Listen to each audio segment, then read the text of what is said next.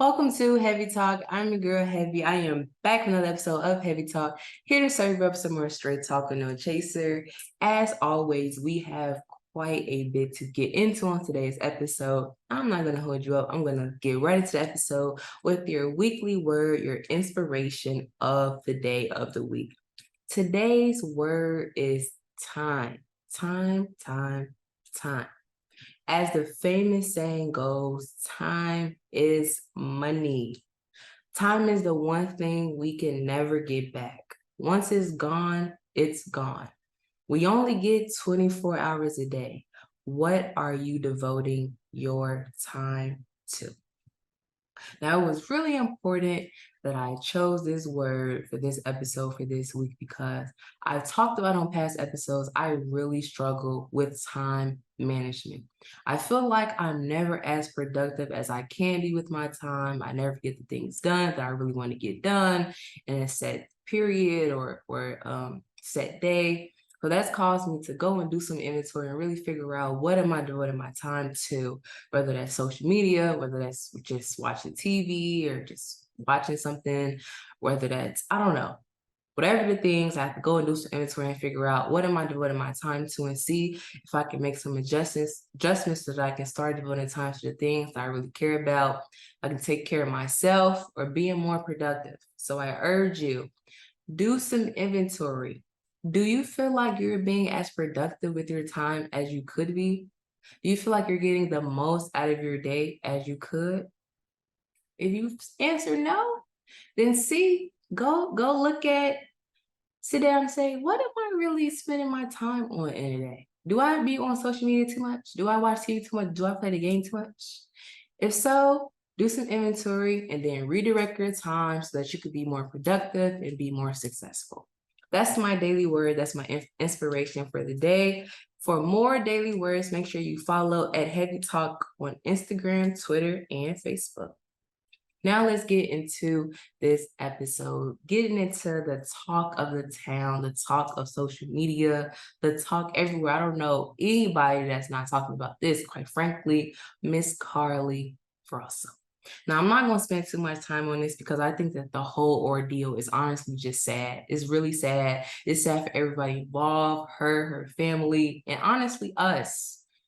Like, this gets a bit taxing to just keep hearing about stories, like honestly thinking that someone is missing and just being worried for them and, being, worried for their family, empathizing, and then just seeing how it turned out. Like overall, it's just very, very sad.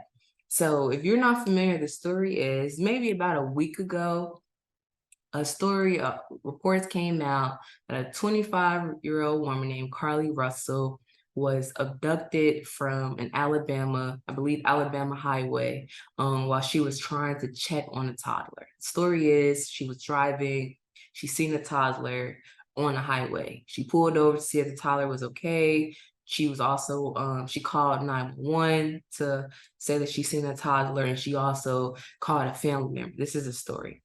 So from that story that she was abducted and she was gone for about 2 days. She was missing for about 2 days during this time.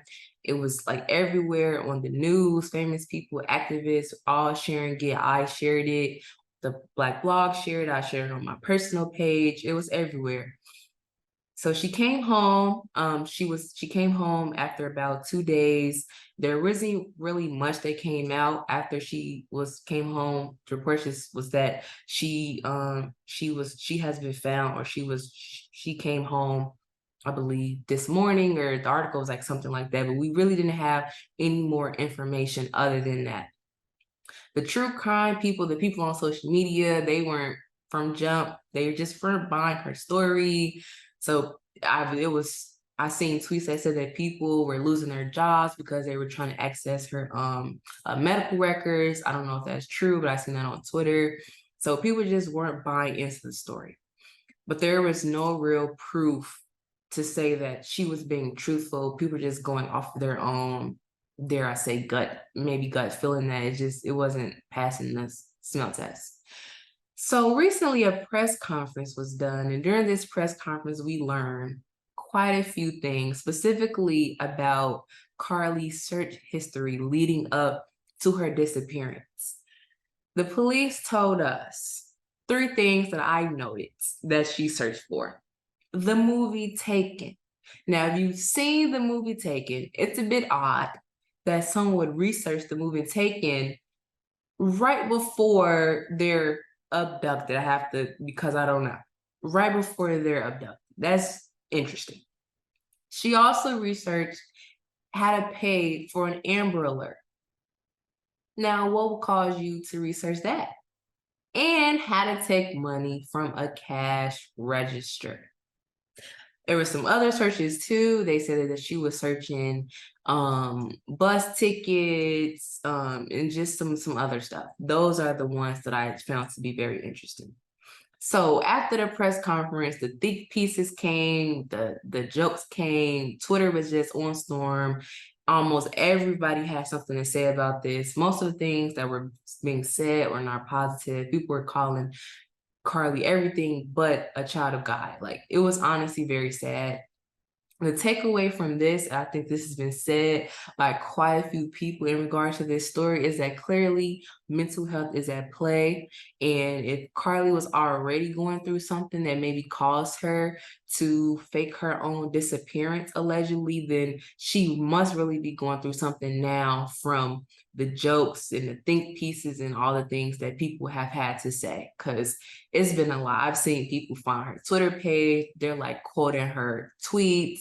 I seen something that said that her boyfriend took down his post that he had made when she was missing and when she was found. He's taking down comments, like people coming out with their own stories, like she was at this hotel, or she left because her boyfriend left her. Like, people coming out with all of these speculation, all of these think pieces. Her parents were on the news right before this press conference. Her parents were just on the news saying that this in fact did happen, like that they was riding for their kid, like that they were still looking at the police to try to figure out the answers and stuff like that. So her parents were just on the news. This is why this was so shocking, because your parents were just on the news. Like, it's just, the whole situation is just so hard to believe. And going back to what I said earlier, it's honestly just sad. It's really, really sad overall. Just the whole story is honestly just sad. So I want to talk about that this month is National Minority Mental Health Awareness Month. In 2008, July was designated National Minority Mental Health Awareness Month by the U.S. House of Representatives. And I also want to share some mental health resources, because mental health is real. It's been real, always is going to be real. And we need to just start checking on our people, because you honestly never know what people are going through. So I just want to give a couple of organizations to check out if you're in need of mental health resources. Mental Health America. You can also check out the U.S. Department of Health and Human Services Office of Minority Health, and the National Alliance on Mental Health. I want to send thoughts and prayers to Carlee. Hope that she has people around her that are showing her compassion and love. Hope that she's nowhere near social media or a phone, because the jokes are a bit ruthless. Like, y'all all finding her old pictures, y'all. It's like honestly very sad. Y'all got her boyfriend all down my TL. Like, I'm scrolling, I just see her boyfriend. Like, it's a lot. It's a lot. So I just hope that Carlee and her family are honestly being wrapped in love, and that they're able to move on from this in a very healthy way. Now that we're done, I want to double back to some topics that I've talked about on previous episodes. I want to first talk about Thread. Are y'all still on Thread? Now, if you don't know what Thread is, Thread was a recently launched app by Meta. So a couple of weeks ago, Elon made a dumb decision saying that he was going to limit tweets. When he limited tweets, when he made that choice, it seemed like it just set off something, and people decided now might be the time to finally leave Twitter. Like, we've been not liking it. It's maybe been getting dry. We've been not liking Elon. Now is the time to leave. Then that's when I started seeing Spill, I started seeing Threads. People just started leaving Twitter and going to these different apps just by the number. The part that I want to talk about in this Threads, this is like big corporation, like big money beef to me. I read something that said that shortly after Thread launched, Twitter sent a cease and desist to Meta in regards to Threads. The reason why this is interesting to me is because Elon, is the owner of Twitter, and Mark Zuckerberg is the owner of Meta. Now, if you heard previous episode, I've talked about how they have some kind of beef, clearly because they agreed to a cage match. So I'm like, okay, what are the chances that they already don't like each other? And shortly after Meta launches their new app, Twitter sends over a cease and desist. And I was like, okay, maybe it happens. Maybe it's like a tech thing. Like, you're not finna copy our whole app format or something like that. I'm like, okay, maybe that's it. Then I read something that said that Mark hadn't used Twitter in like decades. Didn't use the app, didn't care for it. He didn't use it. But after not using the app in like decades, he came back on the app to talk about people going over his Threads. That's some big money beef, big money games like that. Like, this is how they play at these big games. We're going to agree to a cage match. I'm going to send cease and desist over. I'm going to get on your app and tell that app that I haven't used in years and tell your audience to come over to my app. Whoa. And speaking about these apps, do y'all still use Spill? There was a lot of talk that was going around when these tweets when this Twitter limit happened with the tweets and Threads came out, people first flocked to Spill. And then almost as soon as people started getting on Spill, like Thread launched. And then people kind of like stopped talking about Spill, and I've been only hearing about Thread. So do y'all still use Spill? How do y'all feel about Spill now? Because there was some beef that people had with it. And that was that apparently when they first launched, they were totally or solely marketing themselves to Black people. And then once they caught up a little bit of steam and attention, they kind of gravitated away from that. So that caused some Black people to feel some type of way about that. So do y'all still use Spill? And how do y'all feel about Threads now? I'm curious. Now let's talk about more big money games, and I'm honestly very, very, very hurt about this. Taco John has lost the Taco Tuesday trademark. I talked about this on a past episode. This is why this is the doubling back segment. The story is Taco John has owned the Taco Tuesday trademark since 1989. Almost maybe a couple of months ago, Taco Bell decided that they wanted to liberate, aka steal, but they used the term liberate the Taco Tuesday trademark from Taco John because they wanted everyone to be able to use it. They said they wanted everyone who makes, sells, and celebrates tacos to be able to use the Taco Tuesday trademark. Obviously, Taco John wasn't having that because I've owned it since 1989. This led into a lawsuit. Now, the one thing that stood out to me in the Taco Bell, Taco John trademark lawsuit is that LeBron James helped the big guy.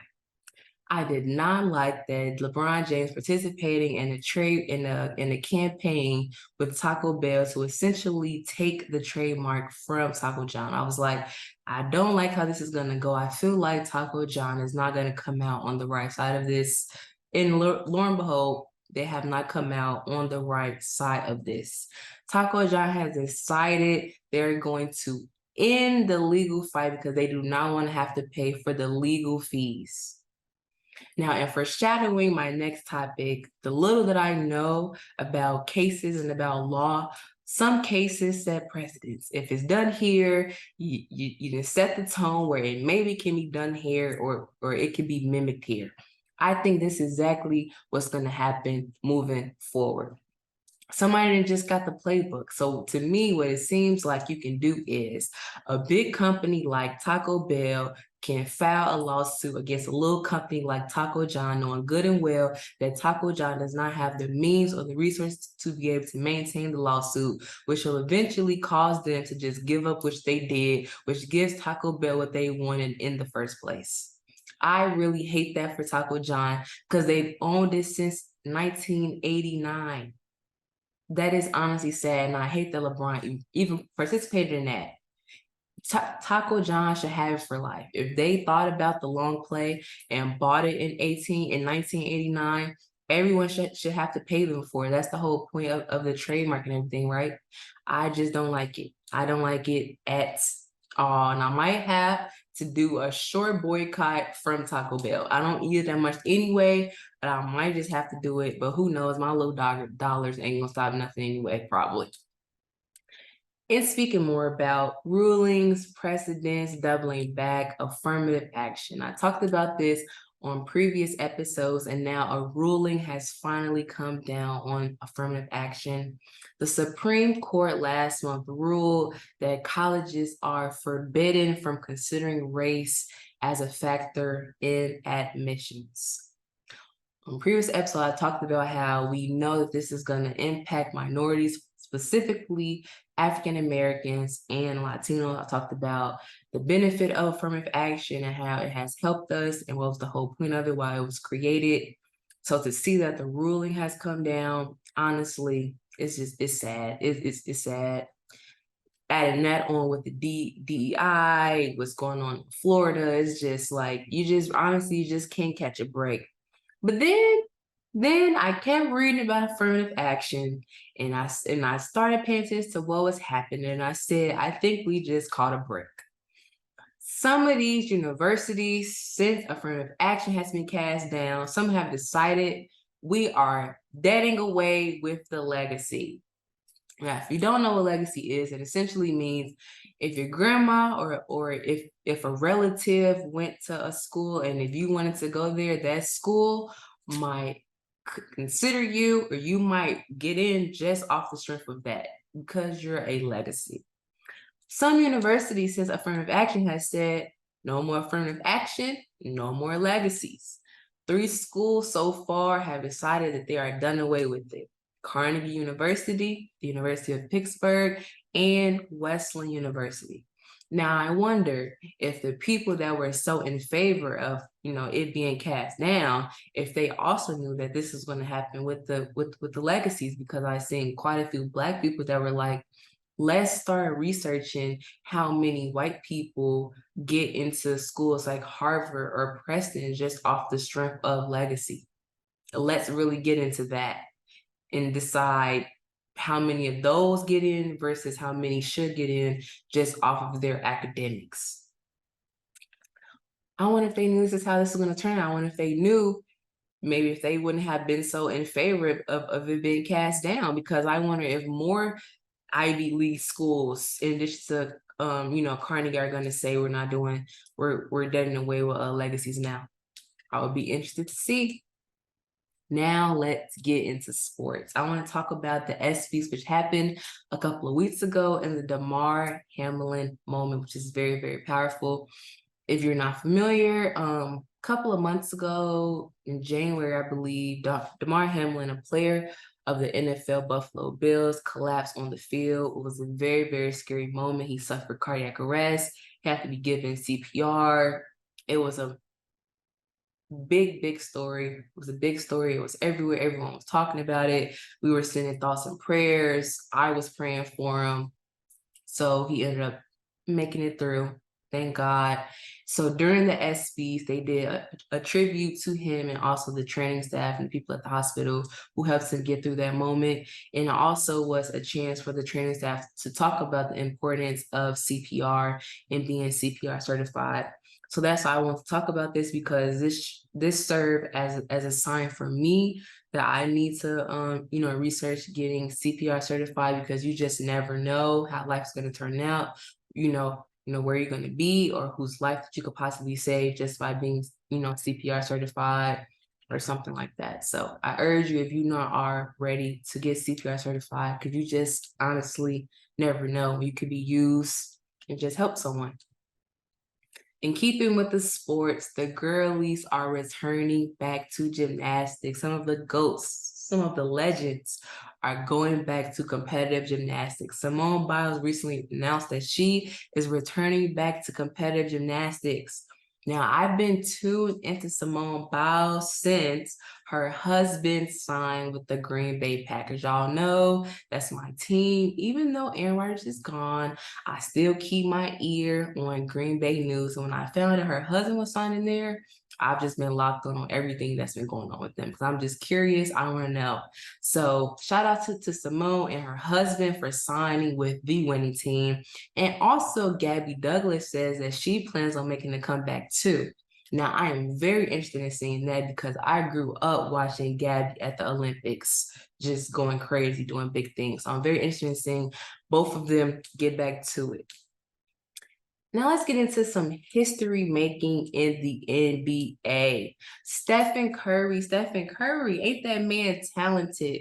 Stephen Curry just became the first Black person to win the celebrity golf tournament in this 34-year history.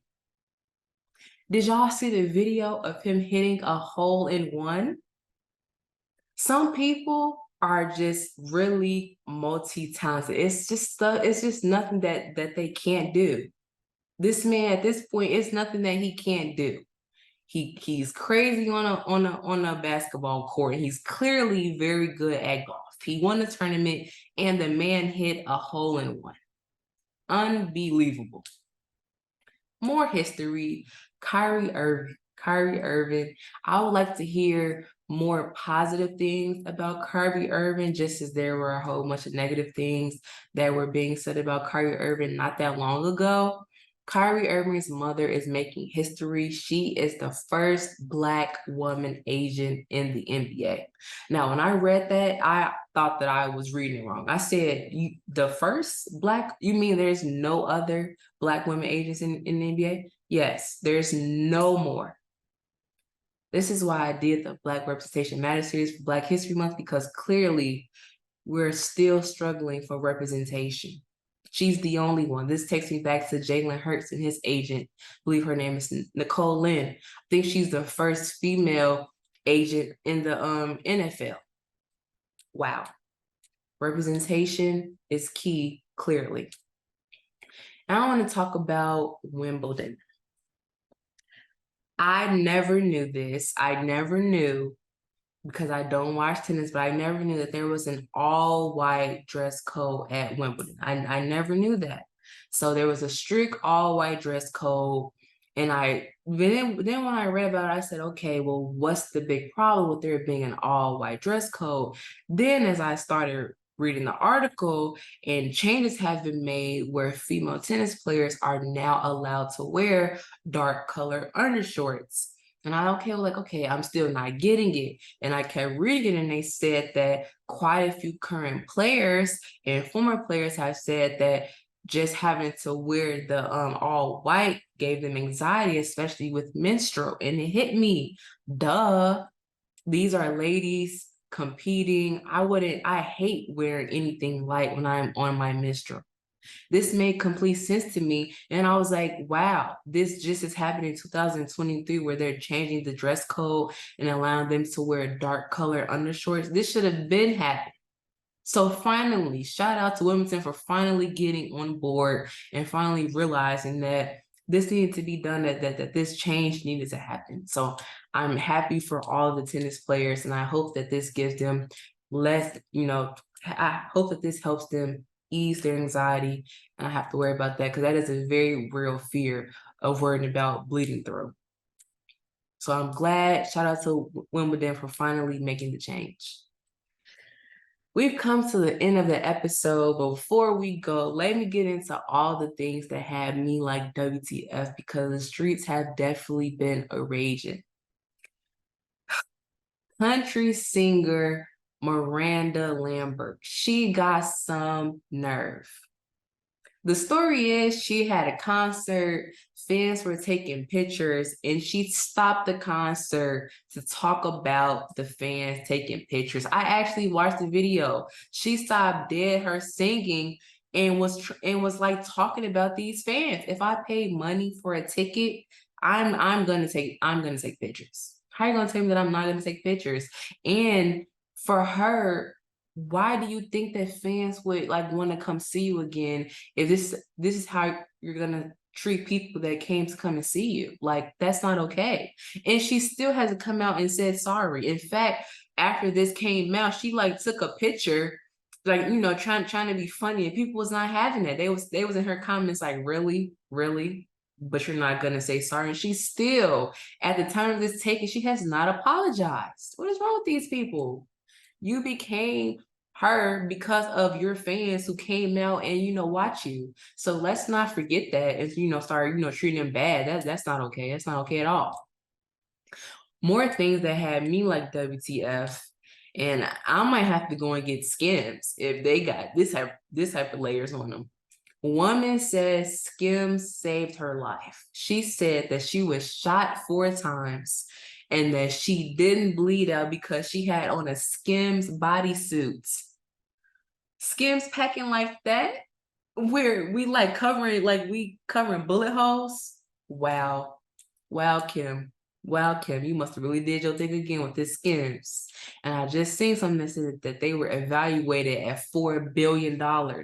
I guess it makes sense if they got that type of coverage on them. That makes complete sense to me then, if that's how it is. Something else that had me like WTF. Something is going on with these planes. There's been a lot of plane stuff that I just thought to be strange. There was a popular video of this lady who said that she seen like a shapeshifter, or she seen something on a plane. That was all on, you know, social media. And then I read something that said that in my home state of Illinois, someone found something from a plane in their backyard. Like, something fell from a plane. The emergency escape slide fell from the plane, and it was discovered in somebody's backyard. Now that means it clearly was not hooked on enough if it just slipped off and someone found it in their backyard. Now the man good, because I would have dived under it. Lawsuit. How you know that it didn't hit me? How do you know? Keeping it with planes, I seen a video from people that were on a plane where 20 people were asked to get off the plane because the plane was too heavy to depart. Now, what type of stuff is that? Here's my ignorance, because I never knew that the plane had to be a certain way. I never knew that. And now y'all just kicking people off the plane after they paid for tickets. Now, this goes back to previous episodes where I said that one airline were going to be weighing people because they said that was involved with the cost of the air fuel. So they were going to be weighing people ahead of time. Now, maybe this airline should weigh people ahead of time, because once I'm buckled in my seat, you're not finna say get off because the plane's too heavy. That's just not going to fly, quite literally. Amazon manager, y'all, she going to jail because she stole nearly $10 million. It is being reported by the Department of Justice that an Amazon manager in Georgia is being sent. I think she got sentenced to 16 years because she had a whole scheme going on where they stole $9.4 million from Amazon. I want to know, how did they even rack up that much? Was the people at Amazon not paying attention, or were they just trying to see how far, you know, they was going to go? Because that could be true. Let me see how far y'all going to try to take it. Y'all going to try to go to 10 mil? Okay, yeah. FBI, Department of Justice, let's go. Go, boys, go get them. Wow. I find this to be very interesting. A huge deposit of phosphate has been discovered in Norway. Now, if you don't know, I believe I said it wrong, but if you don't know what it is used to power electric cars and solar panels.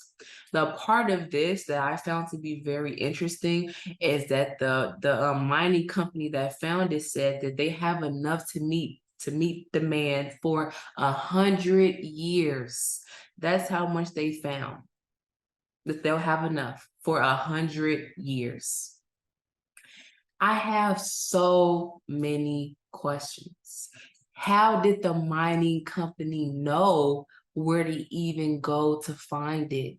And then what are the chances that you go to this spot and you find this much? We're going to be able to meet demand for 100 years. And this is very, very valuable. It is clearly because it's used to power electric cars and solar panels. I can't imagine somebody going to jail. A Florida-based Japanese steakhouse has come under fire after several people that visited the restaurant tested positive for meth. So now we just put in meth in people's food. So we just put in meth in the food. Wow. Unfortunately, we've come to the end of today's episode. I hope that you enjoyed it as much as I enjoyed recording it. It's been an absolute blast. I'm sorry I missed last week's episode because I was under the weather. I tried my best to record, but it just was not working out. I'm still getting back to it. My voice is a little groggy, but I said I'm pushing through. I will not miss another Heavy Talk Friday. So I hope that you enjoyed it. I will catch you here, same place, same time next week.